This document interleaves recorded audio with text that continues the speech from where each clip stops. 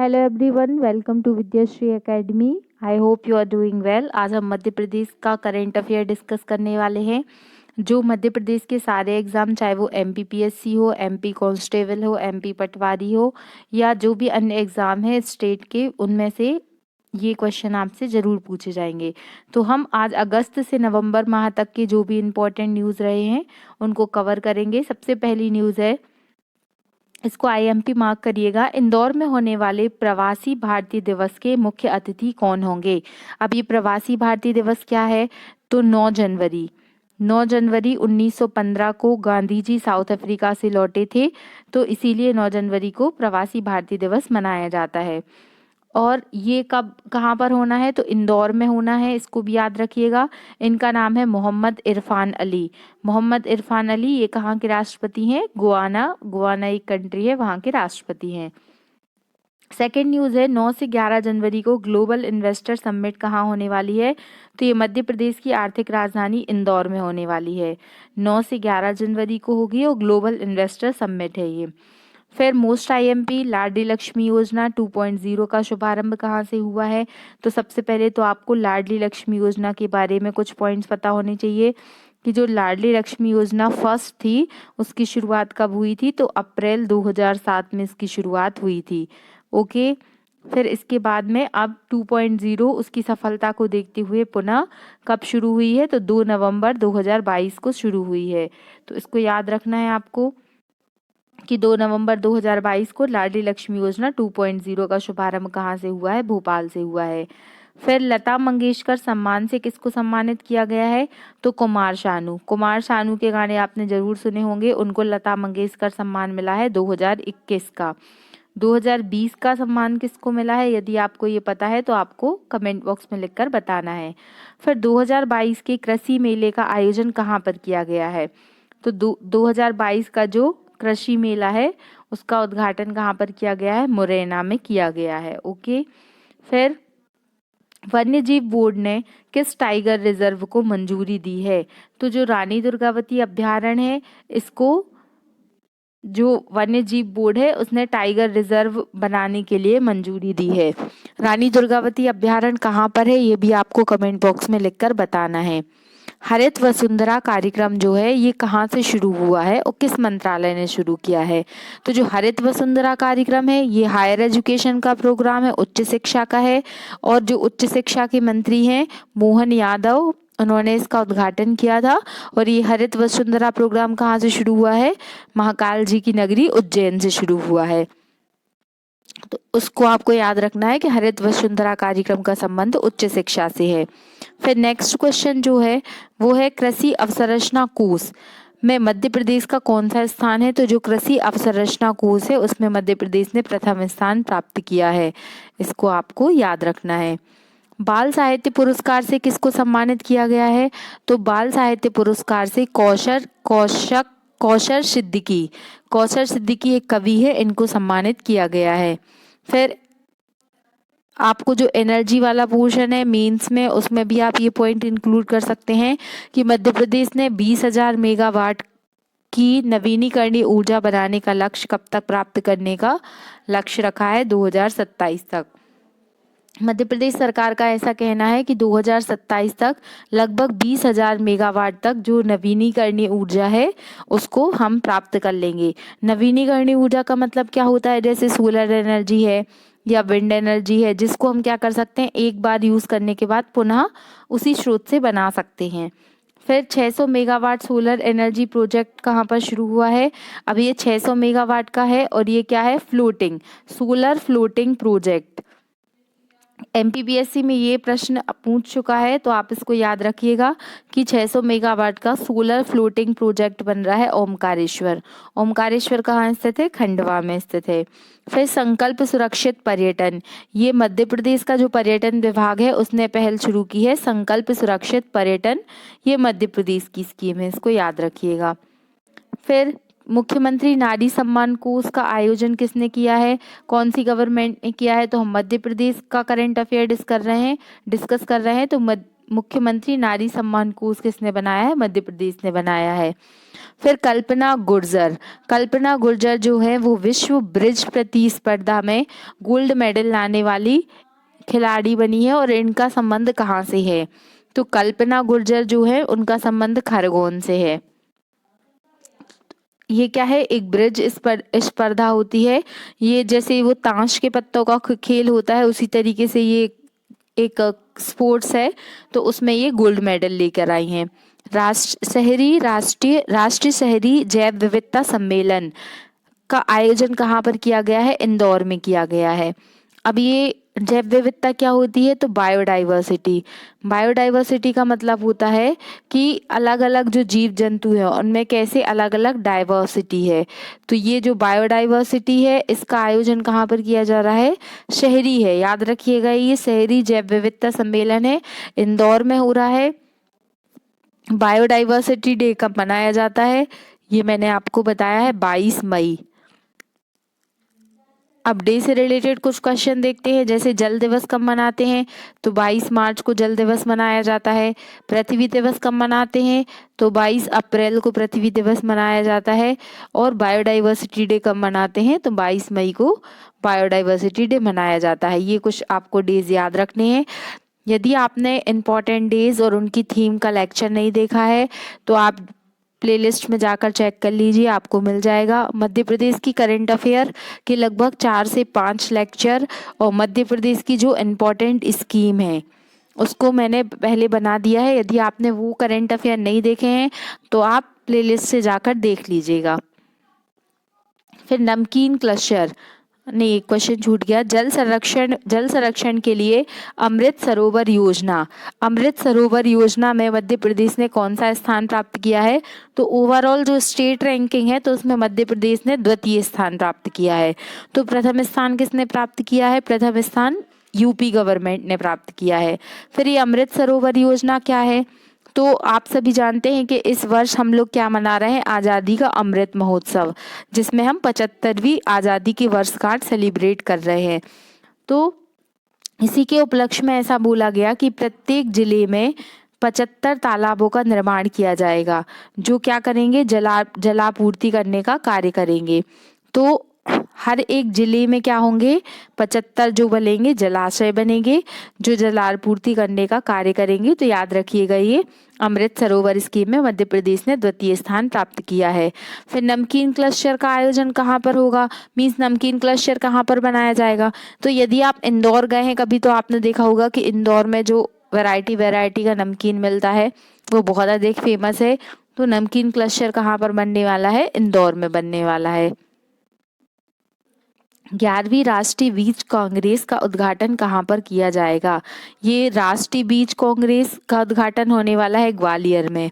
और जो ड्रोन से संबंधित मेला लगा था, वो जो ड्रोन के लिए एक प्रोग्राम हुआ था, वो भी कहाँ पर हुआ था? ग्वालियर में हुआ था।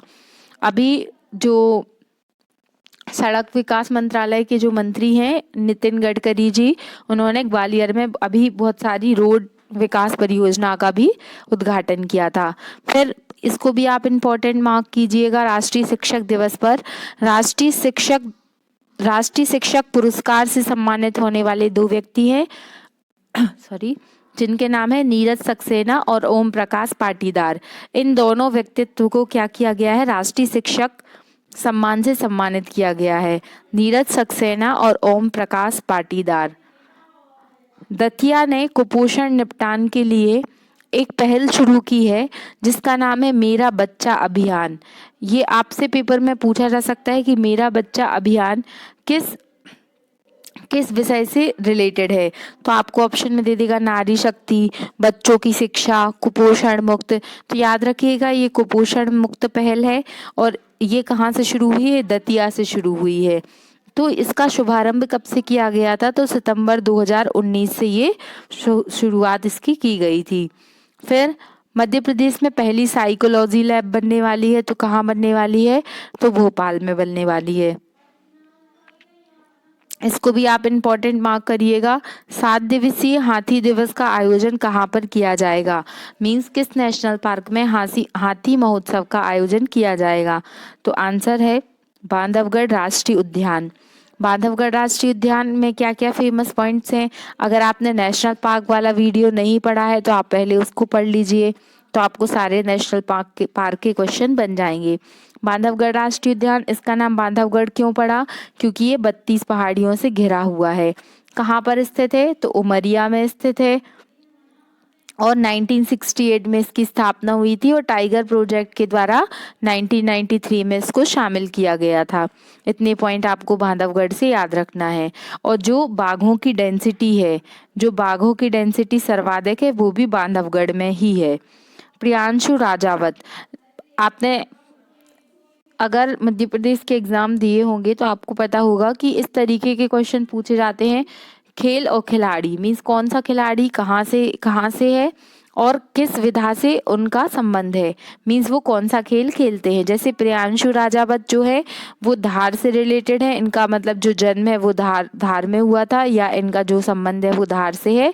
और ये कौन सा खेल खेलते हैं? ये बैडमिंटन खेलते हैं। अब आपको हम डेली करेंट अफेयर में पढ़ते हैं कि थॉमस कप है और एक और कप है उबेर कप।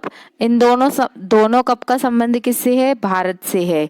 सॉरी, इन दोनों का संबंध किससे है? बैडमिंटन से है।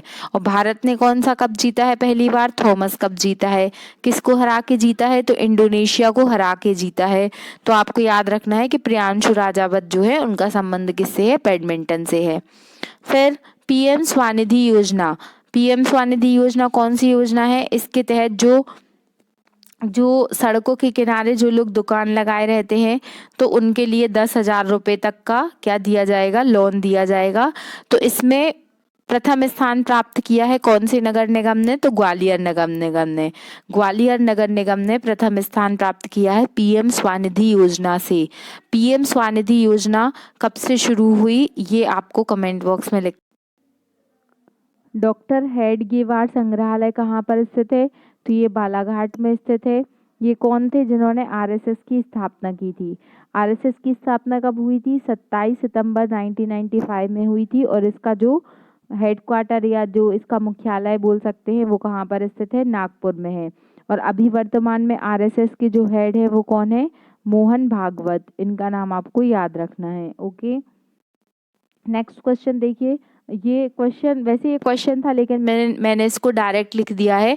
आपको 3 नंबर में ऐसा 3 मार्कर में पूछा जा सकता है कि अनुसूचित जनजाति वर्ग के लिए या अनुसूचित जनजाति वर्ग के युवाओं के लिए सरकार कौन कौन से स्वरोजगार के कार्यक्रम चला रही है।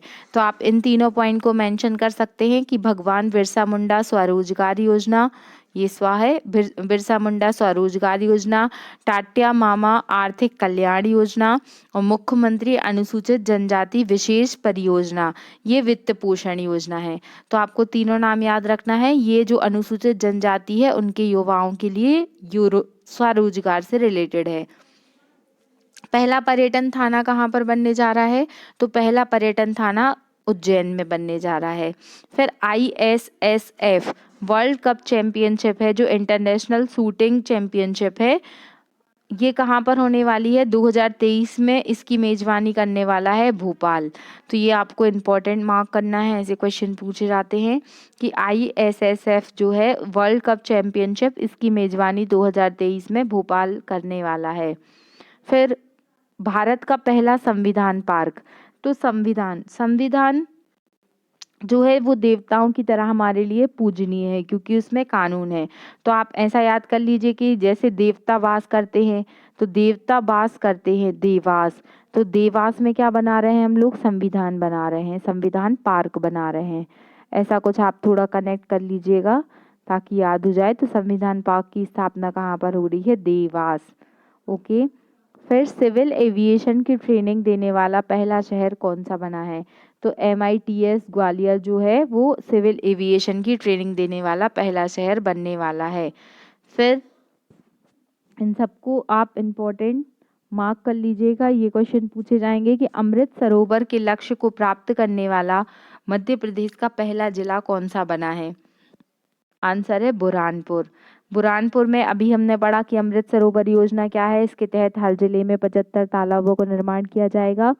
तो अमृत सरोवर के लक्ष्य को प्राप्त करने वाला जो पहला जिला बना है वो कौन सा बना है? बुरहानपुर। अभी हमने इसमें पढ़ा था कि ओवरऑल इसमें यूपी का फर्स्ट रैंक है, यूपी का फर्स्ट रैंक है, और जो सेकंड रैंक आया है वो एमपी का आया है। ओके।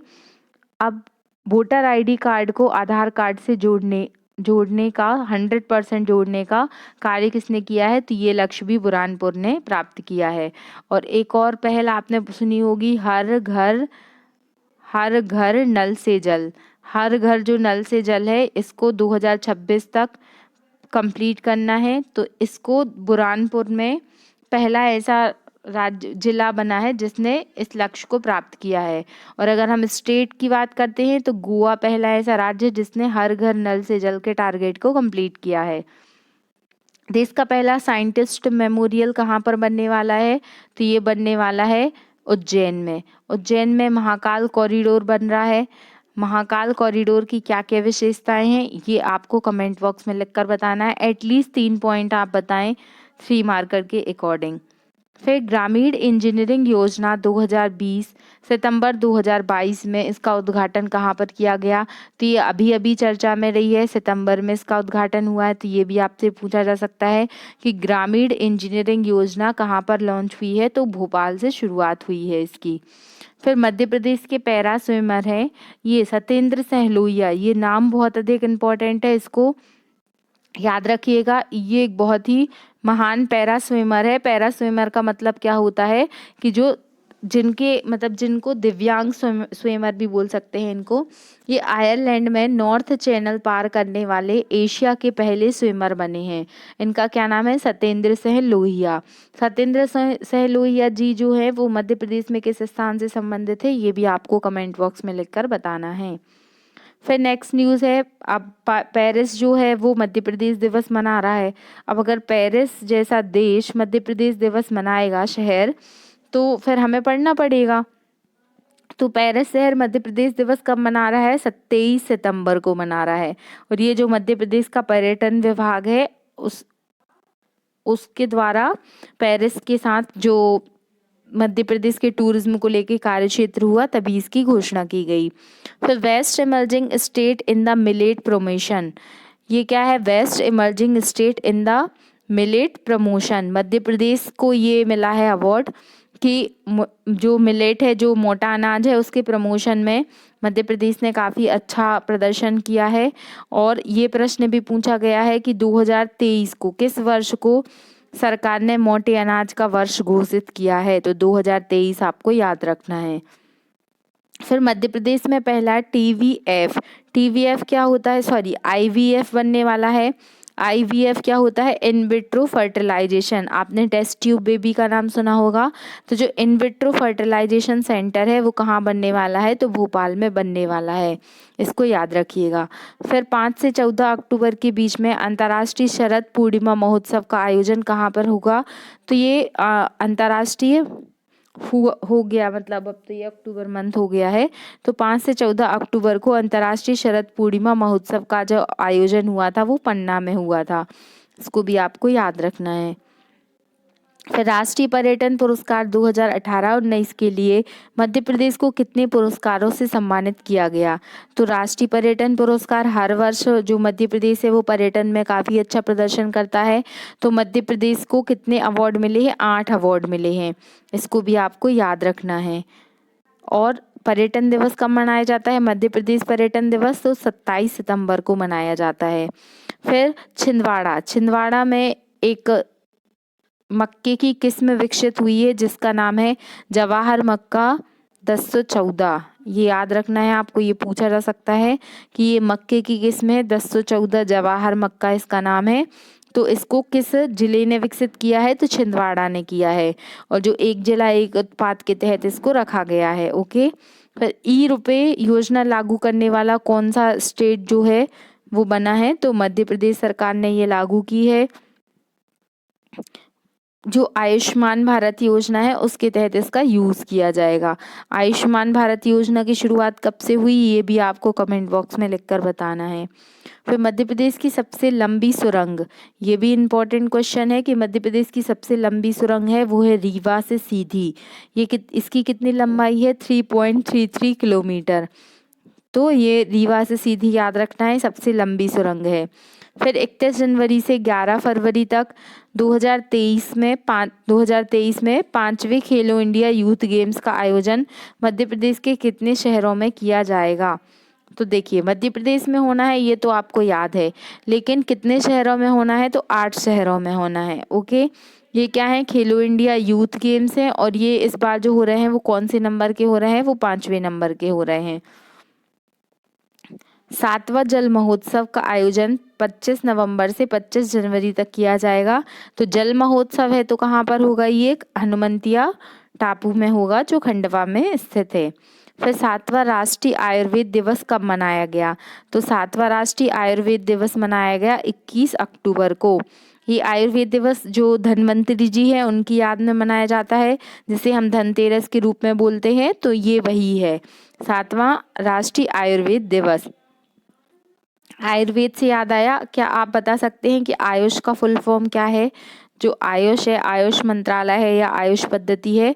तो आयुष मतलब होता है आयुर्वेद, वाई से होता है योगा, यू से होता है यूनानी, एस से होता है सिद्धा और एच से होता है होम्योपैथी। आयुर्वेद, योगा, यूनानी, सिद्धा, होम्योपैथी, तो आयुष।